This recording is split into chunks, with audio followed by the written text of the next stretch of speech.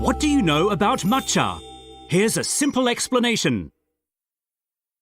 Meet Emma. She's tasting matcha-flavoured ice cream for the first time and loves it.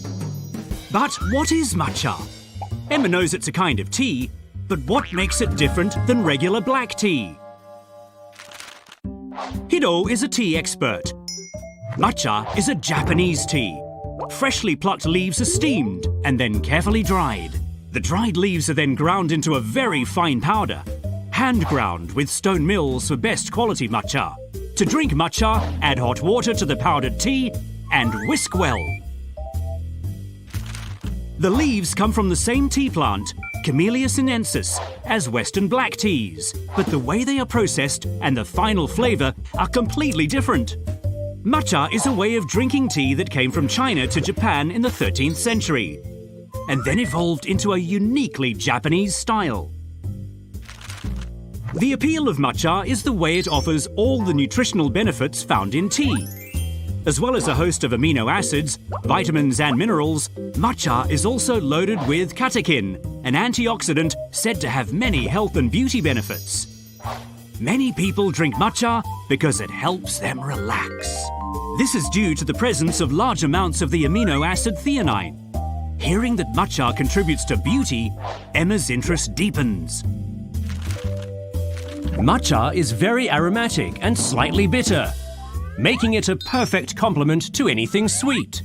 But there's more to matcha's appeal than flavour and nutrition.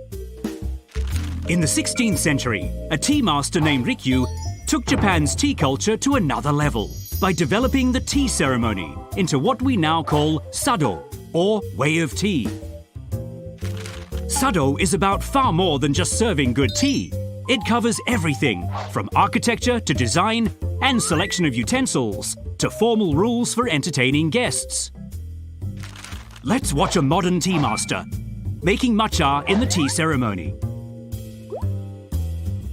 First, she places the matcha into a tea bowl.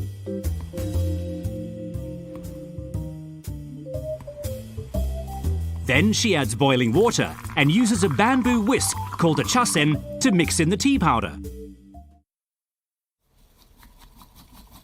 When the liquid becomes a creamy froth, the tea is ready. Both the person making the tea and the person drinking it have set roles to play and rules to follow.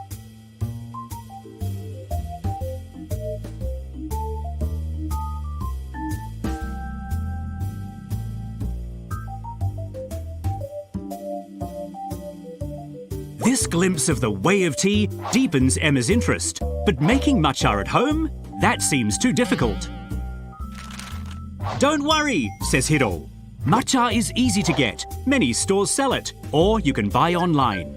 And you don't need special bowls or implements. Drink it from a mug, mix the tea with a kitchen whisk, or even a spoon. It's all okay. Emma has bought her first packet of matcha. She makes matcha ole with a cookie to eat. Matcha, very aromatic and slightly bitter, sets off the sweetness of the cookie, creating a taste sensation unlike anything Emma's experienced. Emma soon takes it to the next level, holding a tea ceremony for her family. The world of matcha is deep and rewarding. Why not explore it for yourself?